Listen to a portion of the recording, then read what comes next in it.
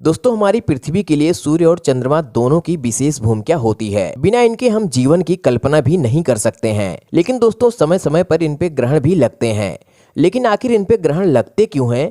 क्या ये सच में कोई दैवीय शक्ति के कारण लगते हैं या इनका कोई वैज्ञानिकी प्रमाण भी है? शुरू करते हैं आज का ये वीडियो। लेकिन अगर आपने अभी तक हमारे चैनल द इलॉजिकल लैंड को सब्सक्राइब नहीं किया है तो कृपया चैनल को सब्सक्राइब कर लें और पास में बने बेल आइकन को जरूर दबाएं ताकि हमारे चैनल की नई अपडेट आप तक सबसे पहले पहुंचे। दोस्तों सबसे पहले जानते हैं कि ग्रहण होता कैसे है। तो दोस्तों जब कोई ग्रह दो ग्रहों के बीच कोई तीसरा ग्रह आ जाता है जिसके कारण पहले के दोनों ग्रह एक दूसरे को स्पष्ट देख नहीं पाते हैं तो इसे ग्रहण कहते हैं, जैसा कि पृथ्वी पर सूर्य और चंद्र ग्रहण में होता है। दोस्तों अब बात करते हैं सूर्य ग्रहण की।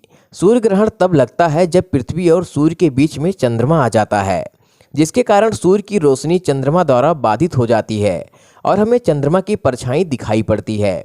दोस्तों सूर्य ग्रहण 3 प्रकार के होते हैं। पहला होता है पार्शियल सूर्य ग्रहण। जब चंद्रमा सूर्य और पृथ्वी के आधे भाग के बीच में आता है तब चंद्रमा द्वारा घिरे सूर्य भाग को हम पार्शियल कहते हैं।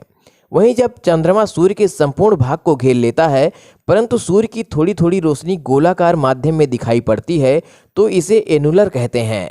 और तीसरे ग्रहण में चंद्रमा पूरे सूर्य को ढक लेता है जिसे टोटल सोलर इक्लिप्स कहते हैं। दोस्तों सूर्य ग्रहण का समय काल चंद्र ग्रहण के समय काल से कम होता है क्योंकि चंद्रमा पृथ्वी पर चक्कर लगाता है और पृथ्वी सूर्य का, और दोनों ही एक दूसरे के विपरीत दिशा में गति करते हैं, जिसकी वजह से सूर्य ग्रहण की समय अवधि मैक्सिमम 7 से 8 मिनट के बीच का ही हो सकता है। सूर्य ग्रहण अमावस्या को ही लगता है।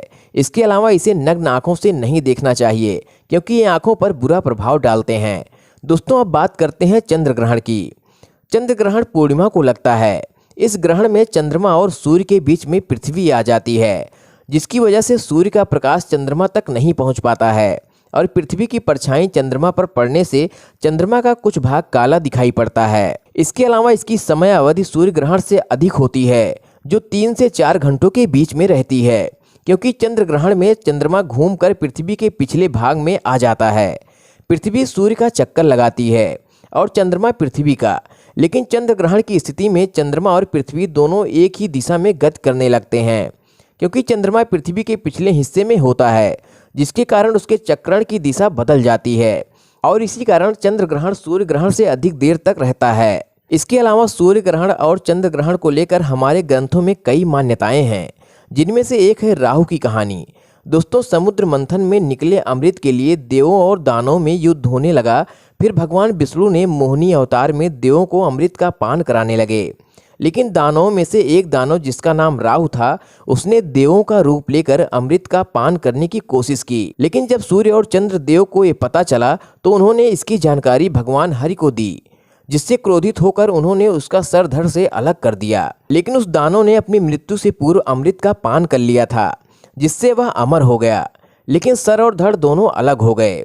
उस दानव के शरीर से अलग हुआ सर राहु और शरीर केतु के नाम से विकसित हुआ, जिसके बाद से वह चंद्र और सूर्य को अपना दुश्मन मानने लगा और सूर्य और चंद्र पर अमावस्या और पूर्णिमा के दिन ग्रहण लगाने लगा। तो दोस्तों आज की वीडियो में बस इतना ही। अगर वीडियो पसंद आई हो तो लाइक शेयर सब्सक्राइब जरूर करिएगा और हमें कमेंट में सूर्य और चंद्र ग्रहण के बारे में अपनी राय जरूर बताइएगा। वीडियो में अंत तक बने रहने के लिए धन्यवाद।